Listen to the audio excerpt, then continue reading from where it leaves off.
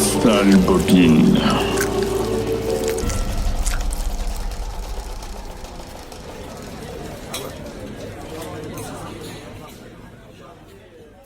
Salut à tous les sales petits potes. Alors aujourd'hui, on va vous parler d'un film qu'on a découvert sur la plateforme de VOD Shadows. Un film qui s'appelle The Last Video Store. Donc c'est un film de 2023, réalisé par Tim Rutherford, vous excuserez mon accent, et Cody Kennedy. Donc de quoi nous parle ce film ? Alors, ce film nous raconte l'histoire de Nila qui vient de perdre son père et qui va exécuter ses dernières volontés, ramener les cassettes au vidéostore.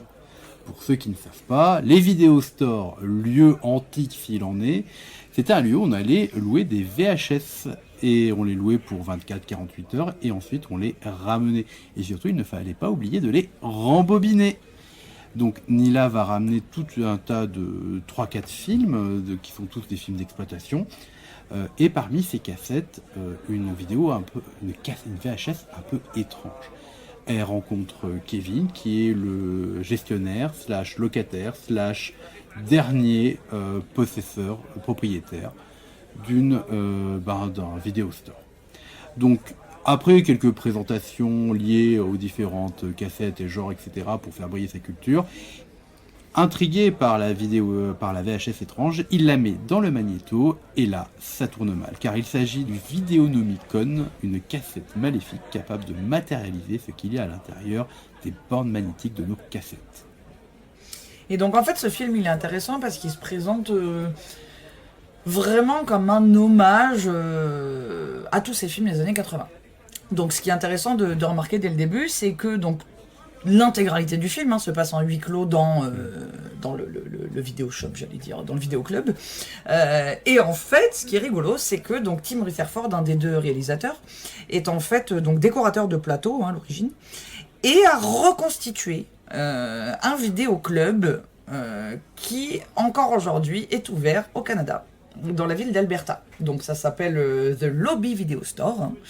Et alors c'est assez intéressant de voir tout ce travail, bon déjà de reconstitution du lieu, qui est hyper impressionnant, et surtout le travail sur la déco de ce lieu, parce qu'en fait ce lieu est blindé d'affiches, il y en a partout, les murs, le plafond, je suis même pas sûr qu'il n'y en ait pas sur le canapé, et en fait toutes ces affiches sont des fausses affiches de films existants.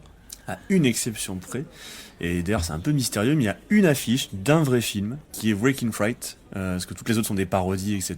de films existants, mais celle-là c'est la vraie affiche de Breaking Fright, qui est un film culte australien réalisé par Ted Kotcheff, le gars qui a fait après Rambo aux États-Unis. Voilà, c'est un peu mystérieux, on sait pas pourquoi ça arrive comme un cheveu sur la soupe, alors peut-être que c'est un petit easter egg, mais voilà, c'est un peu rigolo. Film qui peut vous traumatiser quand vous tombez dessus sur Arte à 2h du matin. Oui, c'est du vécu. Oui, surtout si vous aimez les kangourous, ne regardez pas ce film, s'il vous plaît. Et donc, autre fait intéressant, c'est qu'en fait, donc Kevin Martin, qui est le gestionnaire de ce vidéoclub, est en fait le gérant du Lobby Video Store, donc au Canada. Donc je trouve ça assez rigolo quand même d'avoir ce vrai gérant qui en plus joue bien. Oui, il se débrouille bien. Oui, qui se débrouille bien, et du coup on a 3 personnages principaux, Nila, Kevin et le vidéostore, qui vont devoir affronter des menaces sorties des VHS. Et alors là ça va être, on va avoir un peu un hommage à plusieurs genres. D'abord on a le film de science-fiction, avec un Predator Temu sorti d'une production de série Z avec une CGI moche. Puis après on a la version Wish de Jason, la version canadienne, pardon pour les Canadiens, de Jason, avec son masque de hockey et sa crosse avec des lames de patin, qui s'appelle Castor. Ouais. Et d'ailleurs petit truc, les noms de l'équipe de hockey, c'est les queues qui claquent. Voilà. Ah oui, c'est vrai. Ça, c'est quand même une blague. Voilà, faut la souligner, comme c'est la meilleure blague du film pour moi. On a tous rigolé à ce moment-là. Et enfin, on aura Viper, qui est un hommage, c'est une référence à Cobra avec Stallone, c'est ça. Où on aura un héros de film d'action complètement décérébré, musclé et assez ridicule, qui sera. Qui ne sait pas faire la différence d'ailleurs entre une vipère et un cobra. Oui, parce qu'il a un cobra sur sa veste alors qu'il s'appelle Viper, ce qui est un peu peu dommage.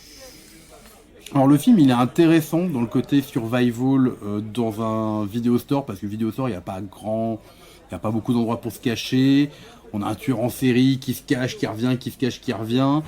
Il y a pas mal d'humour, il y a un peu d'horreur, il y a un peu de violence. Ah, il y a des petits effets gore sympas. Hein. Ouais, il y a quelques têtes décapitées. D'ailleurs, il y a 2-3 gags qu'on vous laisse découvrir durant le film qui sont plutôt marrants. Oui, il y a tout un running gag sur les accessoires qui sont réutilisés au cinéma, on dira pas quoi, mais voilà. Et je voulais rebondir sur le truc des affiches. En fait, il y a un truc un peu mystérieux qui pourrait presque être un historique. Il y a une seule affiche dans tout le vidéoclub qui est une vraie affiche d'un vrai film et qui est pas parodique. C'est une affiche de Wreck-It Fright, qui est un film australien culte, voilà, de Ted Kotcheff, qui plus tard a réalisé Rambo, justement. Voilà, et il y a vraiment ce truc de l'humour qui est assez présent dans le film. Il y a pas mal de gags, il y a pas mal de références, etc. Mais moi, personnellement, j'ai pas été toujours hyper convaincu par les blagues. Il y en a une ou deux que j'ai trouvé sympa, mais j'ai trouvé que ça manquait vraiment de timing comique, ou ça manquait un peu de... Il manque un truc, je trouve, pour que vraiment le film, moi, en tout cas personnellement, m'emporte dans le côté rigolade, etc. Alors oui, il y a plein de petites anecdotes.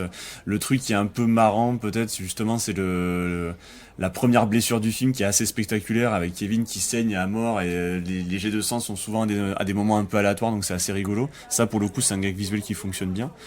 Et le décalage évidemment entre Kevin, donc il y a un gars qui doit avoir bonne quarantaine d'années, et Neyla qui est beaucoup plus jeune, qui doit avoir une vingtaine d'années à peu près, et du coup lui c'est deux mondes qui se rencontrent quoi. Neyla elle sait pas du tout ce que c'est plus que ça un vidéoclub, etc. Lui il lui explique tout, il part dans toutes ces digressions, etc. Et on voit que bon, le gars, ça fait 3 semaines qu'il a vu personne, il est super content de... 3 semaines, t'es gentil, je pense. Ouais, on est sympa avec Kevin, le pauvre, c'est plus facile. Et il y a ce truc-là, de ce petit décalage est sympa, mais... Voilà, moi c'est le petit bémol que je mettrais au film, c'est qu'il n'atteint pas ses objectifs en termes d'humour, je pense, personnellement. Alors après, pour revenir sur les deux personnages, alors t'as Kevin qui est vraiment le fou du bus que vous imaginez, qui est tout seul en ermite, qui vit dans sa boutique. Ça ressemble un peu, vous savez, à ces librairies dans lesquelles vous entrez parfois et t'as l'impression que les librairies d'occasion où t'as le mec, il a pas vu un client depuis 3 semaines, il décroche à peine la parole, ou alors il se rue sur toi parce qu'il veut communiquer.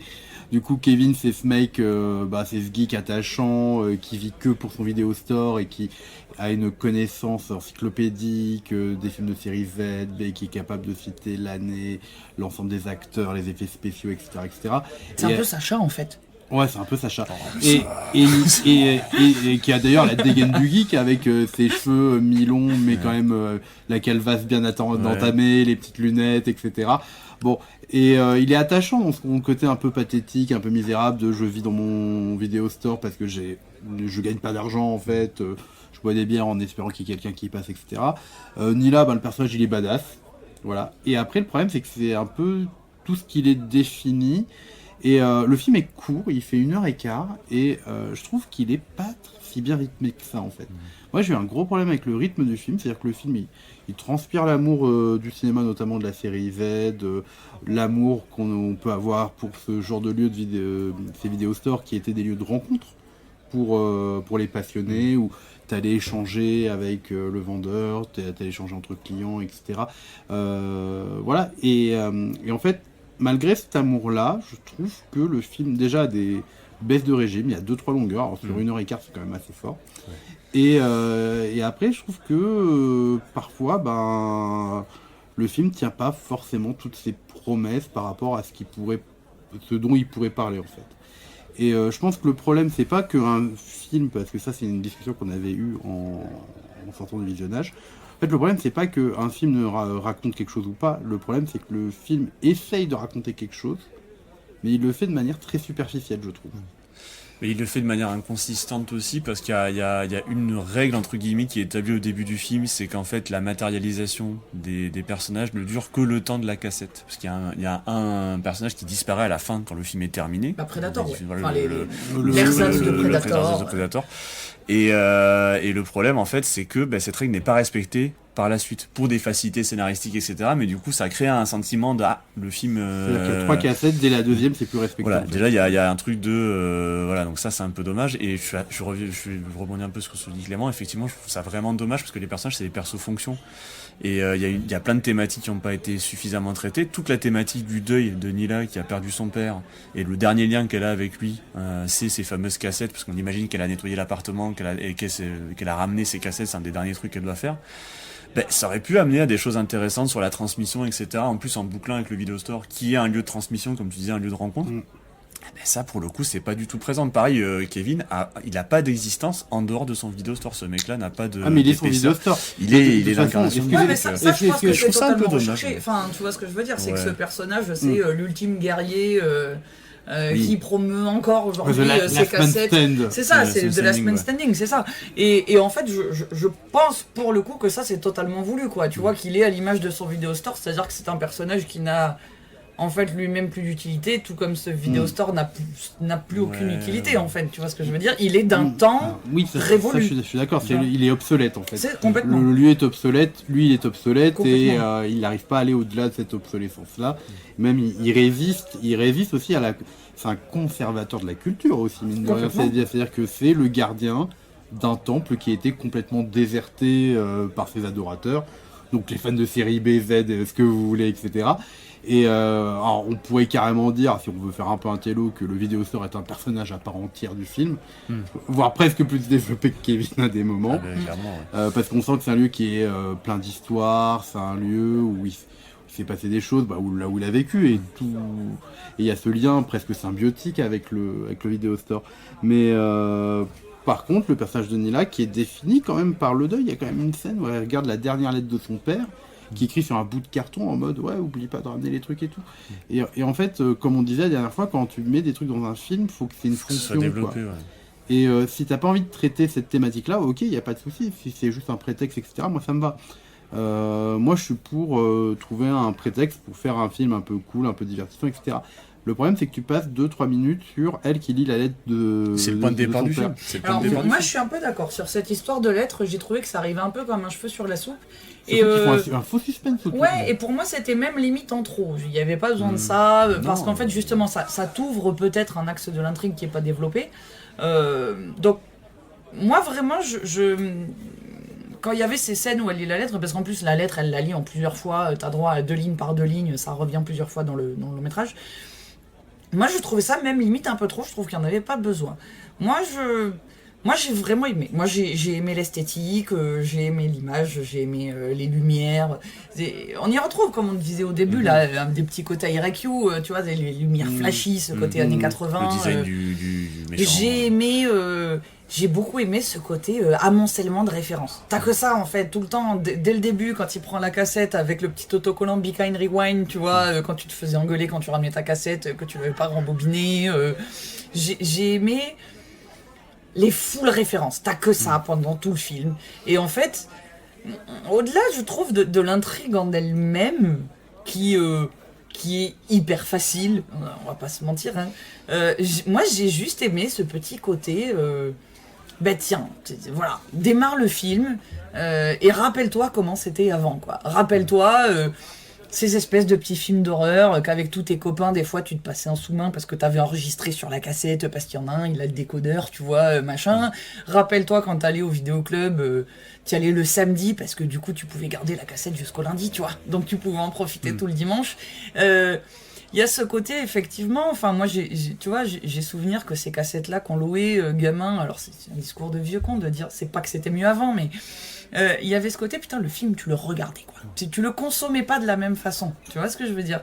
Et c'est ça que tu retrouves justement dans le personnage du gérant, quoi, qui connaît tout par cœur parce que ces films, il les a vus, revus, parce que t'as un objet qui compte, en fait, tu vois. Et moi, j'ai vraiment aimé le film dans le sens... ouais, plonger dans la nostalgie, quoi. Voilà. Moi, je l'ai vraiment pris dans ce sens-là. J'ai beaucoup aimé ce qu'ils ont fait du personnage de Castor, qui en fait est le pendant de Jason, hein, tu vois. Qui est gentil méchant, enfin on est entre les deux, quoi. Voilà. Mais j'ai trouvé le personnage de, comment il s'appelle, c'est Tagger, je crois. Tiger Viper. Alors, il y a Viper, il y a c'est Viper. Viper, et Tiger, tu sais, c'est celui qui a la C'est le veste sportif. rouge, le C'est le stéréotype sportif. du teen le movie. Oui, c'est-à-dire que quand il y a alors pour résumer, quand il passe le deuxième film, du coup celui avec l'équivalent avec le Jason Echo Plus, d'abord c'est pas Jason c'est pas Castor qui apparaît, c'est une des victimes de Castor. Et du coup qui arrive en mode le cliché du sportif, beau gosse, la petite veste rouge, tout ça, go les Castors, machin. Tout L'adolescent qui est joué par un acteur de 30 ans. Bon, ça c'est une blague. Ouais, Voilà. qui est une blague récurrente du film, et qui fait tout un discours sur la drogue, etc. C'est ça. Voilà, et, Buvez de la bière. et qui finit violemment décapité de manière un peu originale, et ça c'était fun. Ça c'était rigolo. Voilà, c'était. Le running gag de la tête aussi. Enfin, Ouais. il y a des choses qui sont hyper touchantes, quoi. Et en fait, alors je suis totalement d'accord sur le côté comédie. Moi, je me suis pas fendu la poire pendant 1h30, mais j'ai souri, quoi. J'ai souri et ça m'a suffi, en fait. Voilà. Et voilà, honnêtement, je conseille. J'ai beaucoup aimé ce qui était dit, la façon dont c'était dit, et surtout, j'ai adoré l'esthétique, quoi. Je veux dire, cette espèce de huis clos dans ce tout petit vidéo store où tu passes ton temps à aller chercher des rêves par-ci, par-là, des images, des phrases, ouais, je sais pas. Moi, je le vois vraiment comme une grosse déclaration d'amour à une époque révolue et dont la fin prend tout son sens, d'ailleurs, je trouve. Voilà, moi, vraiment, ouais, je suis plutôt partisane de ce film. J'ai vraiment aimé, ouais. Ouais, après, moi je trouve que. Moi, ce qui m'embête, c'est que ouais, esthétiquement, il est réussi. Voilà, pour un premier film, ça tient la route. Techniquement, ça tient très bien la route. Il n'y a pas de truc aberrant. Voilà, c'est vraiment réussi. Mais moi, je suis un peu sur ma faim parce que pour moi, il y avait un potentiel qui n'a pas été suffisamment exploité. Après, encore une fois, c'est un premier film. Peut-être que voilà, dans les suivants, il y aura un peu plus ce sera un peu plus abouti. Mais moi, je trouve ça dommage je trouve que le sujet et l'esthétique, c'est bien, mais le plus important pour moi dans une œuvre d'art, c'est le traitement. On peut faire un film passionnant sur la culture des patates à Chypre au 9e siècle, et on peut faire un film nul à chier sur des sujets très très sérieux. Voilà. Et là, je trouve qu'il y avait moyen de faire un truc cool, divertissant, mais aussi profond. Alors je m'excuse auprès de tous les historiens qui nous écoutent, bien sûr. On n'a pas oublié que les patates avaient été importées en Europe à partir du 16e, 17e siècle des États-Unis. Oui, mais Chypre, voilà, c'est particulier.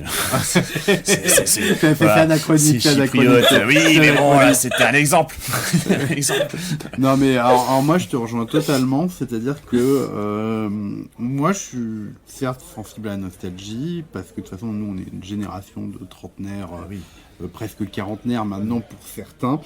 Où il y a une espèce de spleen de cette époque que l'on a connue, soit entreaperçue, soit pas connue. Le problème, c'est que pour moi, la nostalgie et l'hommage, ça fait pas un film. Et alors, le film, il déploie ses propres trucs, c'est pas un souci. Moi, j'ai passé un bon moment dessus. Le film, il est honnête, il est bien fait. Voilà, il y a un petit problème de rythme. Mais baser tout sur la nostalgie et la référence à ce petit truc, à ces genres, à ces films qu'on a oubliés, à ce temps révolu, etc. Pour moi, c'est pas un peu suffisant. Voire parfois, je trouve que c'est parfois un piège un peu intellectuel qui nous ramène vers le passé comme une espèce de doudou. Tu sais, quand tu vas prendre ton doudou comme ça que t'as perdu, que ça fait du bien, etc. En fait, c'est pas suffisant pour moi, en tout cas, dans ce que ça propose. Et pourtant, dans le film, moi, il y a des trucs que j'adore. Le monstre de fin, je l'adore. Non, le monstre de fin est excellent. Le côté, c'est Vidéonomicon, du coup, il y a forcément une référence à Lovecraft. Bien sûr. Bien sûr. Est-ce qu'il n'y a pas une référence à Lovecraft dans un de ses podcasts, moi, j'aimerais poser la question. J'aimerais poser la question. Ça, t'as presque même un côté... tu sais, quand il sort de la télé, là, le monstre, t'as un côté Sadako, tu sais, ouais, voilà, exactement. Voilà, c'est à la fin, il y a le monstre avec sa tête de cassette vidéo qui surgit de l'écran, etc. Et c'est assez impressionnant. Et après, il y a même l'au-delà, en fait, le monde d'ailleurs, où lui il est, où il y a cette espèce de sphère de pellicule, etc. Les idées graphiques, elles sont vachement bien. Et même le monstre en CGI, il est volontairement moche et c'est fait exprès, il est super bien réussi. Le Jason, il est cool avec sa batte. Il est parfait. Sa batte de hockey sur laquelle vous avez mis des... Ils ont mis des patins. Ils ont mis des patins. Ouais, ils ont mis des patins pour trancher ses victimes. Viper, le personnage de Viper, il est drôle. C'est un espèce de de pseudo, alors j'arrive pas trop, Dolph Lundgren, Stallone. C'est littéralement Stallone dans Cobra. le film Ouais, ok, Cobra. bah Ouais, oui, voilà, c'est c'est ça. ça. Le Viper, C'est ça. Et d'ailleurs, on dit que c'est son plus mauvais film, etc. Et du coup, c'est génial parce que le personnage vrille, parce qu'il se rend compte que en fait, il est le personnage le plus mauvais film C'est ça. de son acteur, et du coup, Voilà. il veut effacer les autres films. Alors, t'as une petite référence à Conan aussi à un moment donné, à genre de C'est guerre. vrai. Voilà. Et en fait, oui, Puis la façon dont il parle. oui, c'est Ah bah, génial. c'est À chaque littéralement, fois, oui, je vais c'est- serpenter ceci, je vais que siffler des jeux de cela. mots avec les serpents. Voilà, c'est le mec qui s'appelle Viper et qui a un cobra dans le Oui. dos, sur sa veste. Enfin, voilà, le personnage est complètement nul à l'image de son film, etc. Et en fait, voilà, il y a des moments, moi j'ai trouvé ça drôle, j'ai trouvé presque parfois touchant, etc. Mais j'ai trouvé que parfois sur les scènes d'action, les 2-3 scènes d'action qu'il y a, genre la scène dans le conduit, c'était un peu mou du genou, quoi. Ouais. Il y a un moment donné, j'étais leur dynamiser un peu le truc, ça dure un peu longtemps quand même. Surtout que tu vois très bien comment ça va finir. La scène avec avec le prédateur, elle dure 2 plombes, tout ça. Ouais, après, est-ce que c'est pas aussi des fois à l'image de certains de ces films où t'avais une scène qui durait 2 plombes pour pas grand chose? Tu vois ce que je veux dire? Ouais, Je sais ouais. pas si c'est. Je sais pas si c'est du. Je sais pas si c'est. Alors, c'est pas le mot raté que je veux employer, mais je sais pas si c'est pas presque voulu des fois.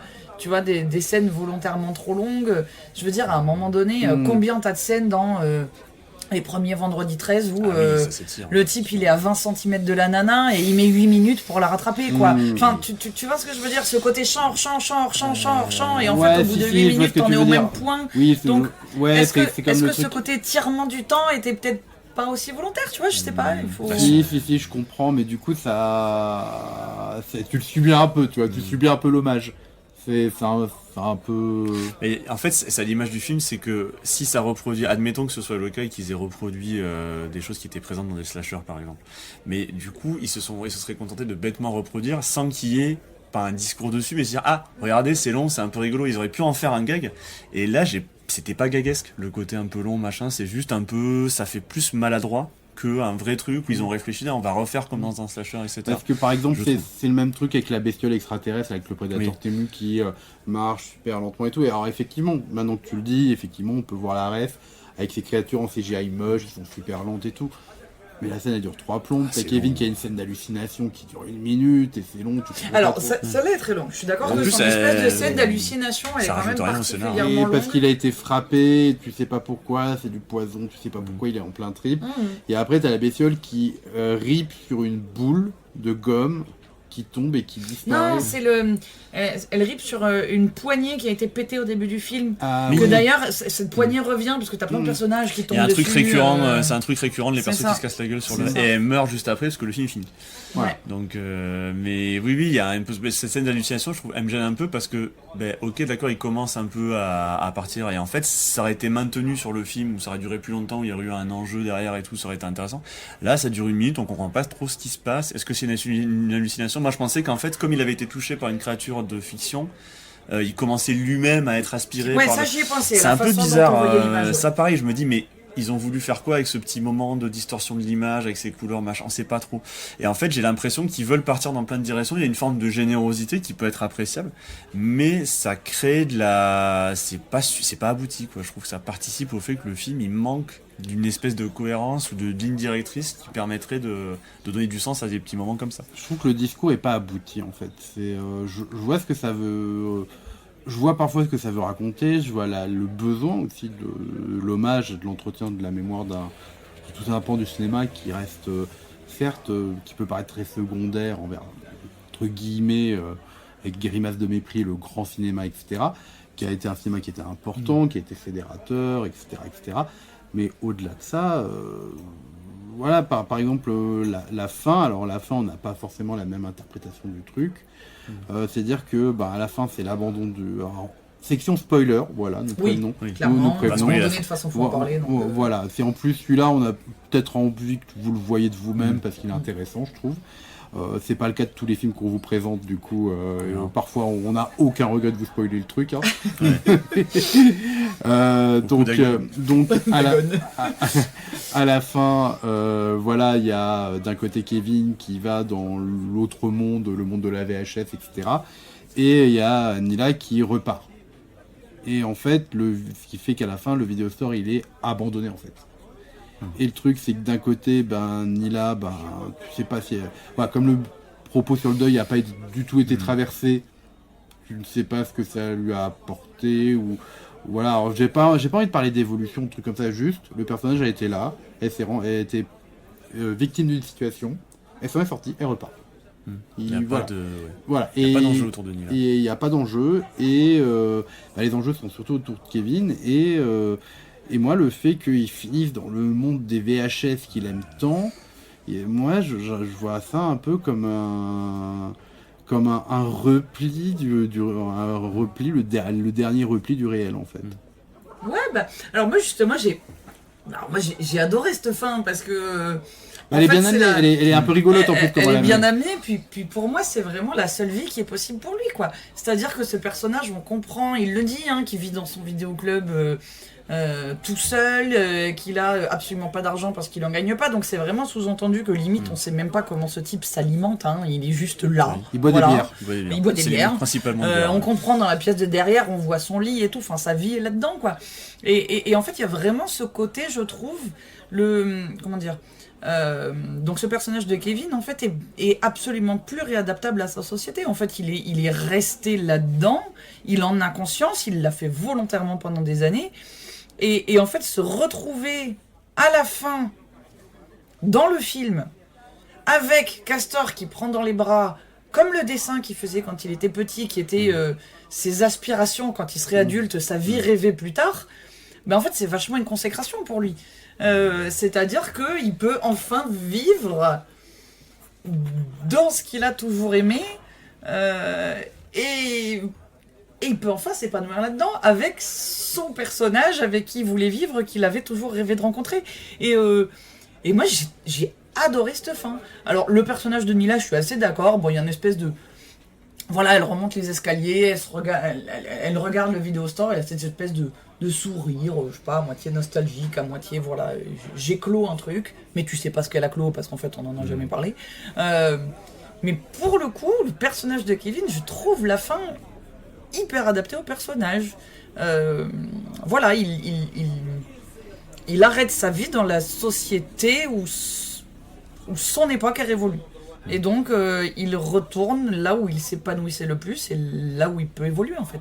Et j'ai beaucoup aimé, moi. Mais moi, je vais faire une comparaison un peu, voilà. Mais moi, je trouve que dans ce registre-là, bon, déjà, il y a beaucoup le truc de The Last Video Store, c'est que ça s'inscrit dans un truc qui est dans l'air du temps depuis presque une dizaine d'années, de la nostalgie années 80, voilà, ouais, Stranger Things, etc. Il y a plein de trucs en ce moment qui sortent là-dessus. Et le truc, c'est qu'il y a d'autres films, je trouve, qui avaient ce discours sur la pop culture, mais qui avaient un vrai truc. Tu vois, Edgar Wright, par exemple, il y a toujours cette réflexion de... certes, il y a le côté, il y a l'hommage, il y a les références, il y a les blagues et tout machin, mais il y a une forme de profondeur, et il y a surtout un discours d'acceptation un petit peu du réel aussi. Ce qui est le cas dans R.I.Q., par exemple. Enfin, moi, c'est ma take sur la fin de R.I.Q., c'est qu'il a trouvé un équilibre entre sa nostalgie, etc., et en même temps, la réalité, elle est là, faut en faire quelque chose. Et moi, je trouve ça dommage, parce que pour le coup, Kevin, il va rester coincé là. Et comme c'est le seul personnage sur lequel il y a eu un minimum d'enjeu, au final, je trouve ça dommage de conclure là-dessus en disant bon, ouais, il est dans les cassettes, voilà, finito.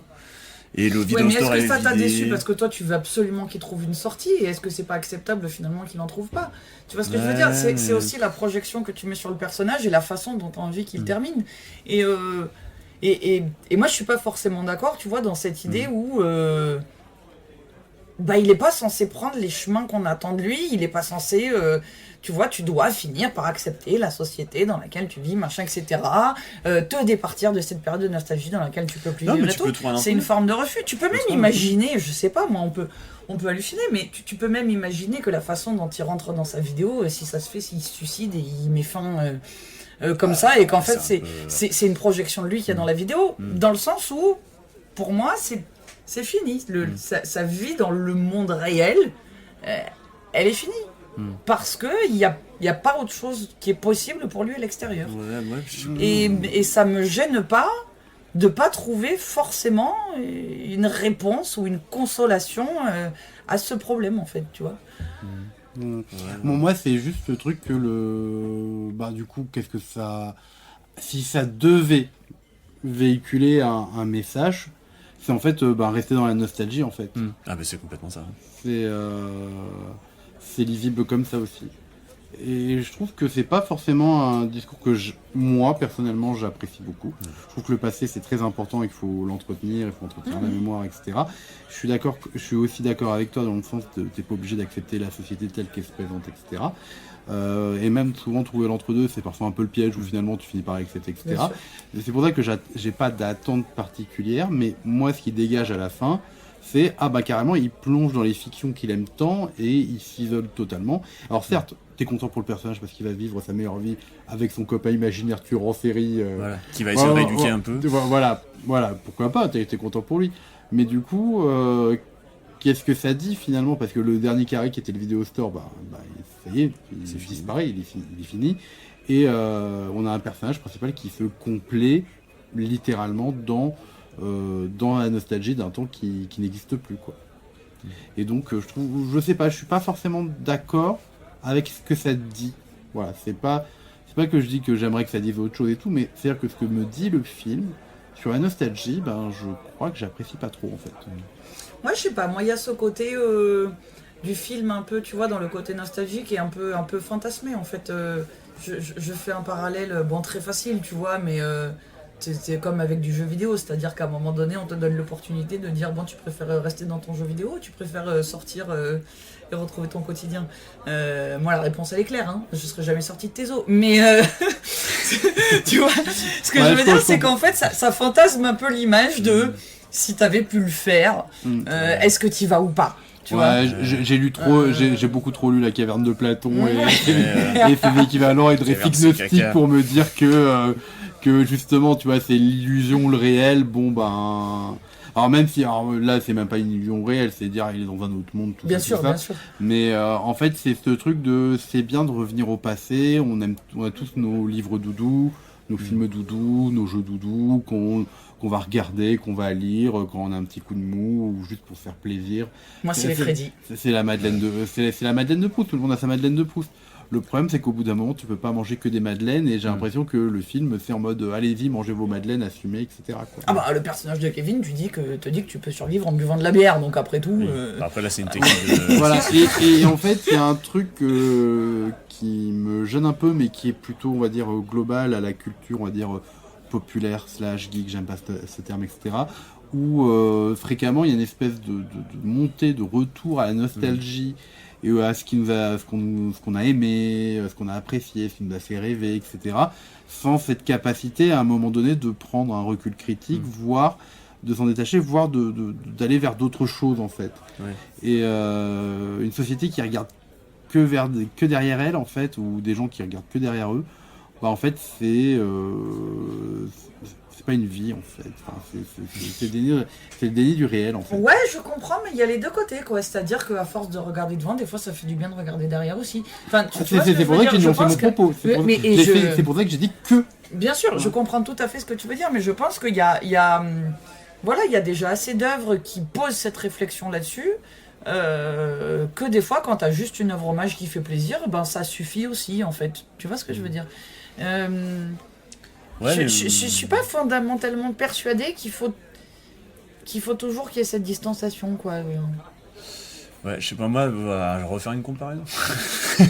Mais pareil, on pense qu'on veut de Tarantino, tu vois, mais pareil, il y a une espèce de, oui, il y a l'hommage et tout machin, mais il y a un travail de...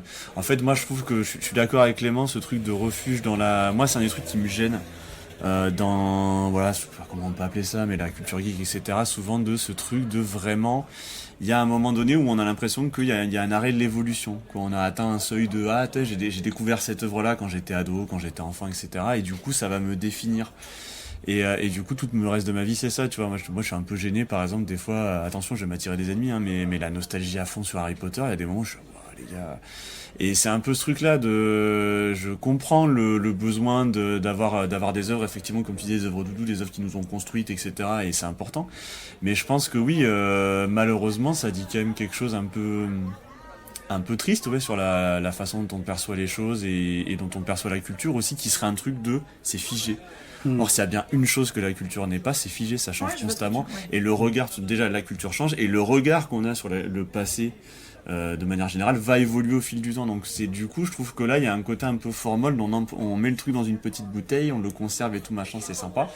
Mais il n'y a pas la petite fraîcheur, le petit machin on peut regarder le passé avec un regard neuf et réussir à faire un pont entre les deux en disant, on va s'amuser avec des références, etc. Tarantino, c'est ce qu'il fait par exemple en mettant des morceaux de musique contemporains sur des films sur des westerns par exemple, qui fait un espèce de pont entre les deux. Je sais que ça va énerver, mais le Tupac dans Django Unchained. Non, ça n'a rien à voir. Mais voilà, mais tu vois, c'est un exemple que je suis un provocateur là-dessus, mais je pense qu'il y a moyen de faire un entre-deux. Et tu vois, du coup, c'est bizarre parce que tu dis que Kevin, c'est quand même un cinéphile. Mais du coup, est-ce qu'il a vu un film ces 20 dernières années depuis la guerre des formats, quoi. Là, est-ce qu'il n'est pas passé à côté justement, moi je pense qu'il y a vachement cette idée, et c'est tout à fait ça, c'est-à-dire que, tu vois, quand tu disais c'est figé sur une époque et tout, je pense qu'au-delà de cette nostalgie, il y a une nostalgie de quelque chose qu'on nous proposait, qu'on nous propose plus. Alors moi je suis pas du tout le public des cobras, etc. Voilà. J'ai vu, j'en ai vu quelques-uns, mais c'était pas forcément mon truc. Moi, j'étais vraiment dans l'horreur, quoi. Et voilà, il y avait ce côté un petit peu quand tu te rappelles de ces franchises, de ces films d'horreur, du bel âge des slashers, etc.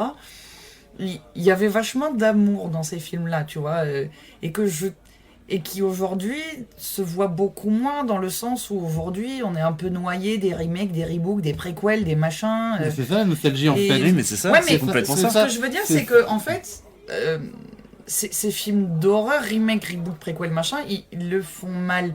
Et si tu veux, il y a une idée. Je pense que ce film, il fige pas complètement cette culture comme on disait, mais il disait juste, putain, rappelez-vous à une époque. On faisait des films peut-être nuls, mais plein d'amour. Et est-ce que c'est peut-être pas ça qu'il faut... Après, dire que c'est plein d'amour, est-ce que c'est pas un fantasme aussi, tu vois ? Je suis d'accord. Est-ce que c'est pas un fantasme parce qu'il y a quand même... écoute, Craven parlait de son Freddy, tu comprends que c'est de l'amour, quoi. Oui, mais tu prends l'équivalent d'un Cobra... Écoute, Cunningham parlait de son Vendredi 13. D'ailleurs, fun fact, je savais pas qu'ils s'étaient rencontrés, Craven et Cunningham, sur leur premier film, qui est un film porno. Je pense que j'ai une mauvaise influence sur vous. Ça va partir sur les trucs. Voilà, c'était ma petite... j'ai fait mon petit Sacha. Mais ce que je veux dire, c'est que si tu prends ces premiers opus, à chaque fois, je sais pas, il y avait un amour et un côté un peu... allez, c'est bon, on y va, quoi. Ça va être un peu ridicule, mais on s'en fout, on y va, ça passe. Oui, mais regarde tous les films d'exploitation où c'était du pur opportunisme, toute la vague des Italiens avec avec Mattei, Robo War, machin truc. Cobra, des films comme Cobra, c'est des productions vachement conservatrices, il y a pas d'amour derrière, c'est fait pour rapporter des sous. Voilà, c'est pareil, tu vois, les productions Roger Corman, t'avais des trucs artistiquement qui allaient à fond, etc. Ouais. Il y avait de l'opportunisme commercial aussi, tu vois, je pense. Et justement, je pense que ces films, c'est pas fait que avec de l'amour. Parfois, c'est aussi fait que, on a envie que notre truc ça marche, on a peu de moyens, on fait un truc, on espère que ça marche sur une certaine exploitation, etc. quoi. Du coup, ok, on a eu des films incroyables à cette époque-là, effectivement. On a eu des Craven, etc. Mais ça peut pas résumer toute la production de cette époque-là, notamment des séries B, Z, etc. Où parfois il y a de l'amour, juste parfois il y avait une absence de talent et de moyens. Et une envie de se faire des sous. Et une envie de se faire des sous, quoi. Tu vois, et c'est ce truc-là de...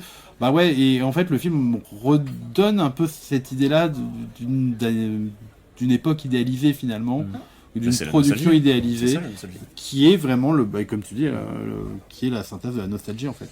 Ouais, c'est ça. Et en plus, je pense que, alors bon, là, on peut pas partir là-dessus parce que l'acteur étant lui-même patron de vidéoclub, bon, pour le coup, il a connu cette époque-là et tout machin. Mais je pense que beaucoup de gens qui vont voir The Last Video Store, c'est pas forcément. C'est pour ça que moi je trouve ça rigolo la nostalgie, c'est qu'il y a beaucoup du public de ces trucs un peu nostalgiques, c'est des gens qui n'ont pas connu, en fait, qui n'ont même pas vécu ce truc-là. Donc c'est pas une nostalgie de quelque chose qu'ils ont connu, c'est un imaginaire qu'on a balancé. Et là, je trouve qu'en fait, il y a un peu ce truc-là de pareil, de la même manière que Stranger Things, c'est pas les années 80. C'est un imaginaire des années 80. Voilà, alors typiquement, pareil, je pense que le public de The Last Video Store... Ouais, remarque, c'est plus étrange. Dans ta raison. Voilà, on est vraiment dans la tranche. Après, je suis totalement d'accord sur ce côté hyper étrange de nostalgie d'une époque. Alors moi, ce que je remarque... rien à voir, mais je rebondis là-dessus, tu vois, typiquement avec les élèves, parce que bon, avec mon prof. Moi, je sais pas toi, mais les gamins, en ce moment, ils ont la nostalgie des années 2000. Ah oui? Et moi j'ai fait mais pourquoi les années 2000? Il s'est rien passé pendant les années 2000. Et genre je les vois, elles écoutent les Destiny's Child, elles disent mais vous savez l'époque où on avait des jeans taille basse et des strings qui dépassaient. Je sais mais oui c'était la pire période de l'histoire en fait. Alors on vous annonce le retour de la tectonique pour votre plus grand plaisir. Ah, ça va arriver, ça va Mon arriver. Dieu Ça. quelle horreur. Ça va Non mais arriver, voilà, de ça toute va façon chaque Mais époque, voilà chaque époque a ça. idéalise et regarde vers derrière. Complètement. C'est-à-dire que c'est rigolo parce que le Et en fait, c'était on mieux a avant. ce truc des années 80, qu'on est avec les années 2000, que nos parents ils disent ça se oui, décale les à années chaque 40. Mais c'est. Voilà, Peut-être- c'est peut-être pas les rigolo, années quoi, 40. mais- Ouais. Peut-être plus des années 50, mais... mais ouais. Enfin, ça dépend, mais... voilà. On passera Mais- la blague. Oui, il y a Donc- toujours un décalage, et puis voilà, on est sur les 2000, et puis il y a un côté aussi, puis c'est très adolescent, ce truc de on se sent pas à sa place, du coup on regarde en arrière et on essaie de retrouver des liens, etc. Mais moi je trouve que, voilà, du coup, moi vraiment je reviens sur le fait que le film il avait un potentiel de vraiment cool, de raconter des choses intéressantes, et de justement de, certes, hommage, mais avec un vrai propos au-delà de l'hommage. En fait, l'hommage c'est vraiment la surface. Mais le film en lui-même a pas une identité très affirmée. Et ça, c'est dommage. Parce que moi, je trouve que, techniquement parlant, il fonctionne bien. Donc ça, vraiment, avec cette base-là, ils auraient pu vraiment, en bossant un peu plus l'écriture, avoir un truc qui serait un peu plus abouti. Sans forcément être prétentieux. C'est pas, on n'attend pas un truc métaphysique incroyable, mais juste de se tenir un peu à son objectif et avoir des thématiques. Encore une fois, c'est con, on l'a comparé 10 fois, mais IRQ, c'était vachement... Voilà, c'était... Alors, c'était différent. Voilà, c'était hyper abouti. C'était très différent. Ouais, mais mine de rien, ça finit sur le même discours à la fin, une même réflexion sur les mêmes thématiques, Mais sur la question de l'imaginaire, la création, le repli sur soi, etc. Et que Ouais, justement, c'est- bon, Hariku, bon, on sentait qu'il avait regardé du Évangélion en mode Ouais. allez, sort Shinji, etc. Bah, d'après son Euh, Instagram, c'est un gros fan d'animation japonaise. Hein, quand Ouais, même, donc On voilà. va lui demander ces références-là. Oui, Hein va falloir Ouais. le faire. Voilà. Ouais, ouais. Et du coup, t'avais un truc de on n'abandonne pas l'imaginaire et la création. Mais à un moment donné, en fait, c'est parce que tu ne peux pas t'y enfermer. Et par contre, tu as aussi prendre en cours le réel, mais transformer le réel à partir de ton imaginaire. Là où... Oui, je suis d'accord, le discours Là est où- beaucoup plus positif. Voilà, et surtout dans Haikyuu, il y avait vraiment un truc d'artiste où le mec il mettait C'est il très mettait de personnel. lui, qui était C'est un très truc très personnel. Oui, mais c'est pour ça que je te dis qu'on est vraiment sur, pour moi, deux choses qui n'ont rien à voir. Il n'y a pas ce côté dans The Last Video Store qui est vraiment de la création, mon univers, mon truc. Non, c'est un univers qui est copié-collé sur un univers existant, là où Reikyu crée le sien, quoi. Enfin, tu vois ce que je veux dire. Donc Oui, c'est oui, mais c'est quand qui- même qui deux par- projets qui sont très très différents. Ouais, mais hein. qui finalement parlent de la même chose. Oui, mais ouais, les VHS, quoi. Ouais. Mais- Non, de la VHS et du rapport, rapport au à la réel. Au VHS. réel. Alors oui, Alors, en fait, si tu veux une comparaison. allez, allons-y. Voilà, tu vois. Qui Genre, aura la meilleure comparaison? Dans Haikyuu, je reste sur ma caverne. Ouais, c'est Dans Haikyuu, Il sort de la caverne. voilà, le personnage principal sort de la caverne, mais en étant éclairé et en ayant justement acquis une certaine connaissance. Là où Kevin, lui, il reste dans le vidéostore qui est littéralement une caverne d'ailleurs. Pardon, excusez-moi. Alors là, si je devais faire une petite comparaison caverne de Platon, on a un truc dans lequel on descend, là, qui est en sous-sol, dans lequel le mec est enfermé et le mec n'en sort pas. Hein. Et il regarde des trucs qui sont c'est le projetés. Donc Ouais, on est vraiment sur on les est vraiment carnets, sur le attends, prisonnier de la c'est- caverne. Quoi. Ouais, mais moi ça me va. Ici, Tu en vois, il y a France. de la bière au fond de la caverne, j'y reste. Je En comprends. vrai, Je comprends. C'est un argument. Après la bière. Castor, la bière, la caverne et C'est moi, de la bière on canadienne s'entend après, bien. hein, c'est Après, pas. voilà. est-ce que la bière est fraîche? C'est ça la question. Ouais, il a un Alors, frigo c'est pas quand même. sûr, mais- Ah ouais. Il a quand même un petit frigo, voilà. C'est vrai. quand même. En même temps, t'as vu la gueule des chiottes. Putain, ouais. Bon, je pense qu'on a tout dit. Voilà, Je fait le pense tour, qu'on hein. a tout dit. Je pense qu'on peut quand même. Moi, je vous conseille de regarder The Last Video Store parce non, qu'il mais- est vraiment cool. Non, mais c'est bien de le regarder quand même. Ça reste une expérience sympa. Hein. Ah oui, oui, regardez-le, le film reste intéressant. Bon, et la prochaine fois, on vous parlera de petites bestioles moches et facétieuses dans les années 80. À très bientôt, les sales petits potes. Salut. Salut!